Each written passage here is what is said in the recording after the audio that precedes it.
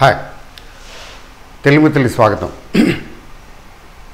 రేపు market settlement అంటే August 26 monthly settlement కదా F&Oకి.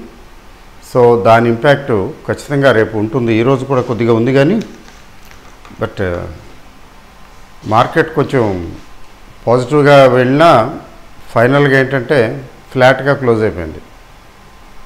అంటే ఇంకా పైకి వెళ్ళటానికి పెద్ద ఏం లేదు, ఇంపెటస్ ఏం లేదు అక్కడ. అయితే రేపు మార్కెట్ ఎలా ఉండొచ్చు దాని గురించి చెప్పాల్సి వస్తే, మామూలుగా ఆప్షన్ చైన్ తీసుకున్నట్లయితే ఎట్లా ఉందంటే పెద్ద మూమెంట్ ఏమి కనిపించడం లేదు. మూమెంట్ లేదు మరి అంటే ఊరికే.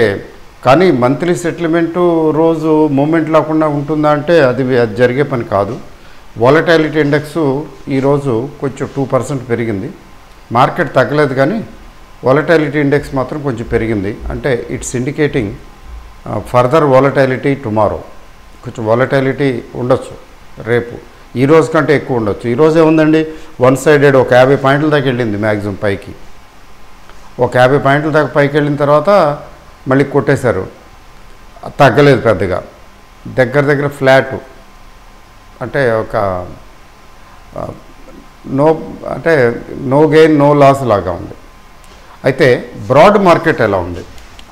నిన్న ఇవాళ కూడా గుడ్ న్యూస్ ఏంటంటే బ్రాడ్ మార్కెట్ పాజిటివ్గా ఉంది. పాజిటివ్గా ఉండటం అంటే ఆల్మోస్ట్ 2:1 రేషియోలో ఉంది. గెయినర్స్ దాదాపు 2 times, డబుల్ ది లూజర్స్. అంటే మార్కెట్ అయితే పెరగలేదు కానీ ఓవరాల్గా ఏంటంటే చాలా షేర్లు పెరిగినవి దాదాపు 100 ఉంటే తగ్గినవి 60 అనుకోండి, అలా వేసుకోండి. 55-60, 100 షేర్లు పెరిగితే ఒక 60 షేర్లు 55 షేర్లు తగ్గినాయి. అంటే పెరిగిన వాటి సంఖ్య ఎక్కువ కాబట్టి బ్రెడ్త్, ఓవరాల్ మార్కెట్ బ్రెడ్త్ బాగుందని చెప్పాలి. నిన్న కూడా అంతే. అంతేకాకుండా 2-3 సెషన్స్, లాస్ట్ 2-3 సెషన్స్లో డెవలప్మెంట్ ఏంటంటే కొంచెం ఈ మిడ్ క్యాప్ స్మాల్ క్యాప్ ఆ మధ్యన గట్టిగా ప్రాఫిట్ బుకింగ్ చేసేసారు కదా, కొంచెం బయింగ్ వస్తున్నది. ఈ బయింగ్ సస్టైన్ అవుతుందో లేదనేది నెక్స్ట్ సెటిల్మెంట్ తెలుస్తుంది. అంటే ఆగస్టు అయిపోయిన తర్వాత సెప్టెంబర్ సెటిల్మెంట్లో సిరీస్లో తెలుస్తుంది మెయింటైన్ అవుతుందా లేదా అనేది. But so far so good market వరకు. మరి before we go for the option chain చూడండి, ఐపీఓ సీజన్ కదా. మీరు చూసారా జూలైలోను ఆగస్టులోను ఆల్మోస్ట్ ఎన్ని ఐపీఓలు వచ్చినాయండి? అదే పనికి వచ్చినాయి వరుస పెట్టి. అంటే ఈ అవకాశం మళ్ళీ వస్తుందో రాదో కానివ్వండి, గబ తోసిపారేశారు. పబ్లిక్ కూడా ఏంటంటే కొన్ని ఐపీఓస్కి రాకపోవడంతో, ఐపీఓస్కి అప్లై చేస్తే అన్నీ రావు కదా, కొన్ని ఐపీఓస్కి రాకపోవడంతో కనిపించిందల్లా పెట్టేశారు. అయితే జూలైలో వచ్చిన ఐపీఓస్ కంటే ఆగస్టులో వచ్చిన ఐపీఓస్ కొంచెం బ్యాడ్ పెర్ఫార్మెన్సే. అంటే ఆగస్టులో వచ్చిన ఐపీఓస్ మ్యాక్సిమము రెడ్లోనే ఉన్నాయి, మ్యాక్సిమం, అక్కడక్కడ 1-2 మినహాయిస్తే. అయితే జూలైలో పర్వాలేదు, కొన్ని బాగానే ఉన్నాయి. బట్ ఐపీఓస్ వచ్చేసినాయి కదా, అయిపోయినాయి కదా, ఇంకేముంది, మ్యాక్సిమం లాగేశారు. పబ్లిక్ నుంచి మ్యాక్సిమం డబ్బులు లాగేశారు ఐపీఓస్ పేరు మీద. ఇట్లా ఏమవుతుందంటే కొంచెం లిక్విడిటీ ఎఫెక్ట్ అవుతుంది. ఐపీఓస్ అదే పనిగా వస్తుంటే ఐపీఓస్కి పెట్టి డబ్బులు ఐపీఓస్లో వెళ్ళిపోతుంది, ఇన్వెస్ట్మెంట్ రూపంలో వెళ్ళిపోతుంది కదా. అవి ప్రీమియం పలికితే పర్వాలేదు, ప్రాఫిట్స్ బుక్ చేస్తారు జనరల్గా. లేదు లాస్ చూపిస్తున్నది అనుకోండి, రెడ్లో వచ్చిందనుకోండి 5%, 2%, 10%, పీపుల్ వెయిట్ ఫర్, అక్కడేం లాసులు బుక్ చేయరు కదా. బట్ ఒక ప్రమాదం ఏంటంటే 2%, 5% చూపించేవి వన్ ఫైన్ డే మార్కెట్లో ఏమైనా తేడాలు వచ్చి మార్కెట్ ఏమైనా కరెక్షన్స్ వచ్చినప్పుడు ఆ గ్యాప్ వైడెన్ అయిపోతుంది. ఒక్కోసారి 20, 30, 40, 50% ఎగిరిపోతుంది. ఇంకెక్కువ కూడా ఎగిరిపోవచ్చు, అది వేరే సంగతి. కాబట్టి ఐపీఓలు చూసుకుని చాలా జాగ్రత్తగా చూసుకుని సెలెక్టివ్గా అప్లై చేయాలి. కొంచెం ఆ కంపెనీ తాలూకు స్థితిగతులు, తర్వాత మార్కెట్ ఏమంటున్నది ఐపీఓ గురించి, మార్కెట్ న్యూస్ ఉంటుంది కదా, ఈ ఐపీఓ బాగుంటుంది, బాగుండే అవకాశం ఉంది, అట్లా అది చూసుకుని జాగ్రత్తగా అప్లై చేయాలి. మంచి ఐపీఓ మంచిదే అనుకుంటున్నాం అనుకోండి, మంచిది అనుకోండి, దాని కాంపిటీషన్ చాలా ఎక్కువ ఉంటుంది, ఎక్కువ ఓవర్ సబ్స్క్రైబ్ అయిపోతుంది. దానికోసం తప్పదు 2-3 అప్లికేషన్లు పడేయాల్సి వస్తుంది. రిటైల్ ఇన్వెస్టర్గా 2, 3, 4, 5 అప్లికేషన్లు పడేయాలి. లక్కీగా ఏదైనా తగిలితే అక్కడ ప్రీమియం వస్తుంది. ఆ ప్రీమియం వచ్చిన తర్వాత ఎక్కువ వ్యామోహం అవసరం లేదు, ఎందుకంటే మార్కెట్లు పీక్లో ఉన్నాయి కదా. కాబట్టి ప్రీమియం కనిపించినప్పుడు కొంచెం ప్రాఫిట్ బుక్ చేసేసుకోవచ్చు. మొత్తంగా బుక్ చేసుకోవడానికి మనసు ఒప్పకపోతే సగం అది మరి ఉండిపోయిన ఐపీఓలు ఉండిపోతాయి. అందువల్ల ఏంటంటే వస్తే వస్తుంది, చూద్దాం ఎలా ఉంటుందో అని కనిపించిన ప్రతి ఐపీఓకి అప్లై చేయకూడదు. అది చాలా ఇంపార్టెంట్. ముఖ్యంగా ఈ పీక్ టైంలో వచ్చినటువంటి ఐపీఓస్ ఈ పీక్ సీజన్ పోయి నార్మల్స్ ఎప్పుడైతే వస్తుందో అప్పుడు అక్కడ ఇవన్నీ ఏదో నీళ్ళు ఎండిపోయినప్పుడు చెరువులో చేపలు బయటపడినట్టు, నీళ్ళు ఎండిపోయినప్పుడు ఏమవుతుంది, చెరువులో చేపలు బయటపడిపోతాయి. అట్లాంటి పరిస్థితి వస్తుంది. కొంచెం జాగ్రత్తగా ఉండాలి. ఐపీఓల విషయంలో కనిపించిన ప్రతి ఐపీఓకి అప్లై చేయకూడదు.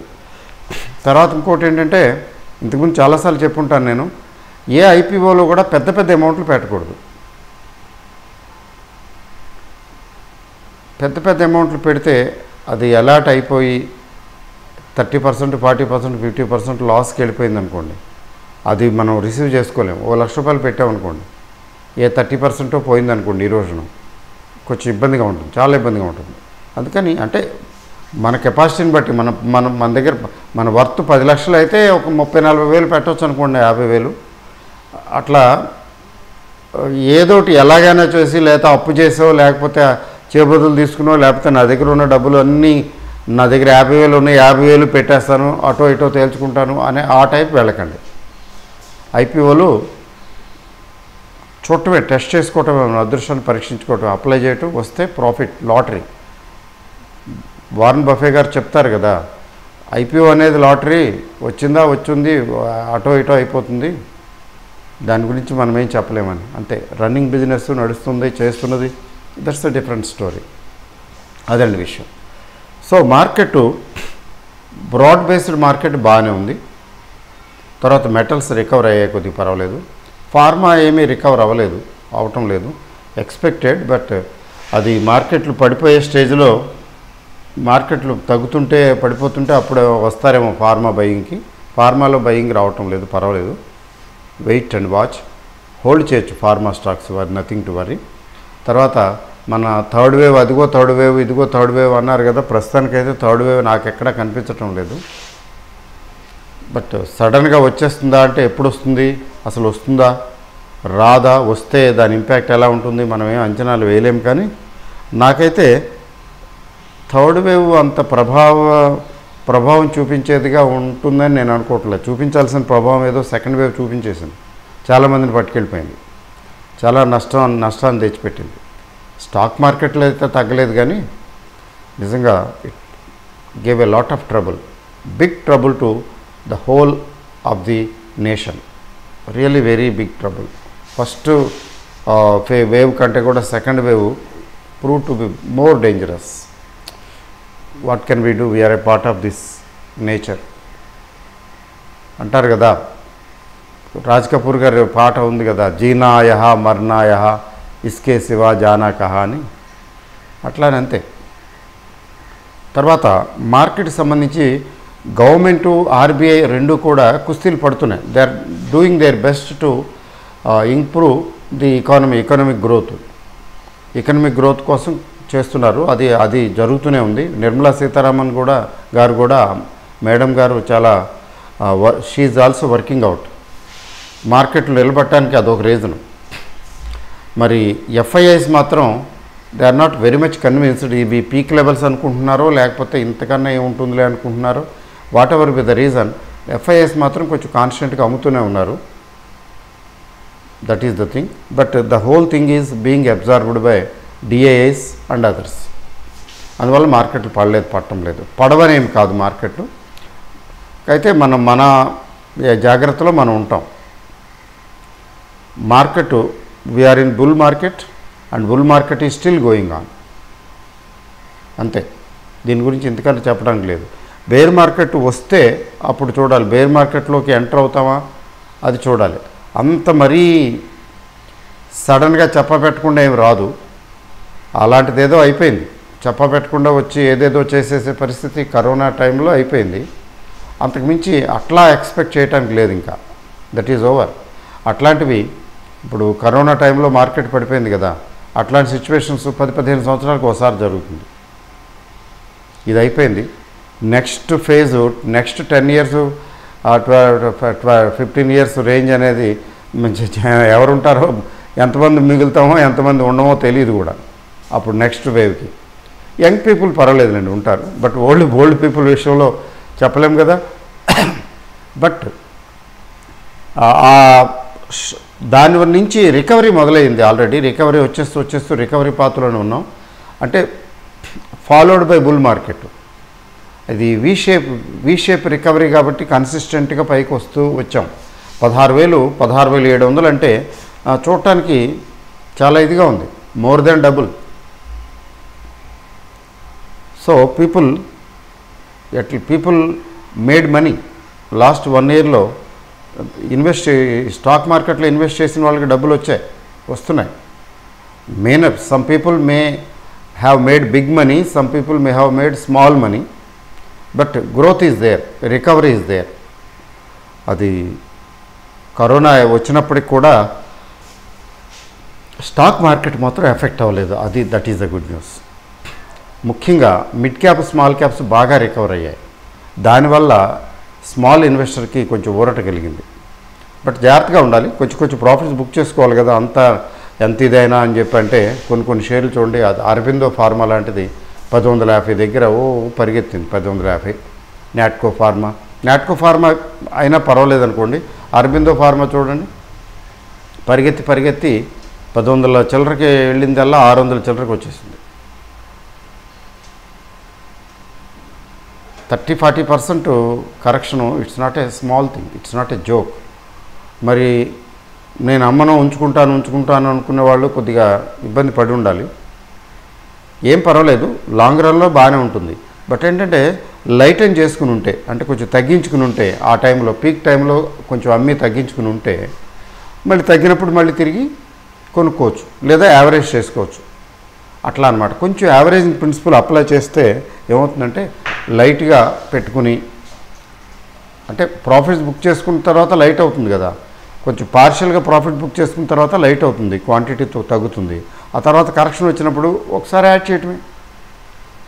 బాగా ఇంకా కరెక్షన్ వస్తే ఇంకొకసారి యాడ్ చేయటమే. అరబిందో ఫార్మా లాంటిది ఉందనుకోండి, అరబిందో ఫార్మా లాంటిది 2 సార్లు యావరేజ్ చేయొచ్చు. స్ట్రాంగ్ ఫార్మా కంపెనీ అట్లా అనమాట. కంపెనీని బట్టి చూసుకోవాలి, అది జాగ్రత్త. ఫైనల్గా ఏంటంటే ఇప్పుడు ఎలా ఉంది బ్రాడ్ మార్కెట్ అంటే పాజిటివే. ఇప్పుడు రేపు సెటిల్మెంట్ పరిస్థితి ఏంటి? What about tomorrow? Option chain ఇచ్చే ఇండికేషన్ ప్రకారం అయితే నిఫ్టీ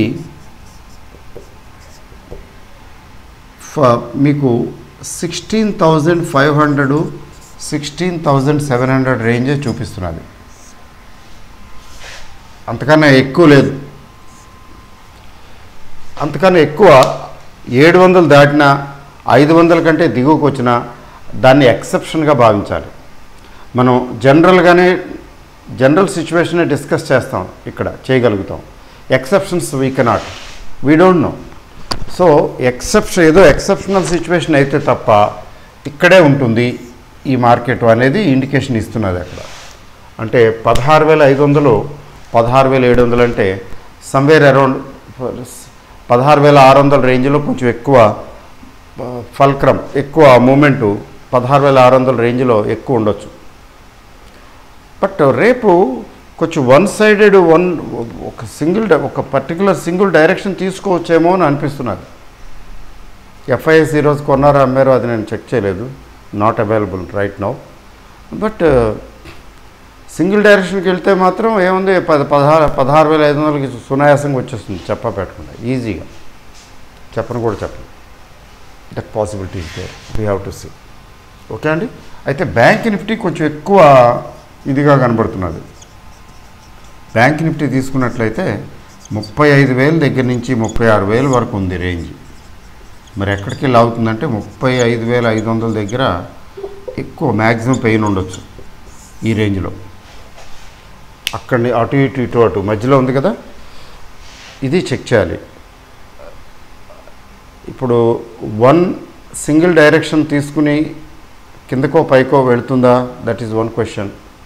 కిందకి రావటం లేదా పైకి వెళ్ళటం. సింగిల్ డైరెక్షన్ అంటే ఇక ఒకసారి ఫర్ ఎగ్జాంపుల్ మార్కెట్ ఓపెన్ అయింది, కొంచెం గ్యాప్ డౌన్ ఓపెన్ అయింది.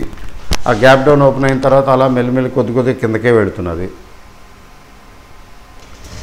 వెళుతూ వస్తూ ఫైనల్గా కిందకే. అది సింగిల్ డైరెక్షన్ డౌన్ అంటే ట్రెండ్ డే అంటాం కదా.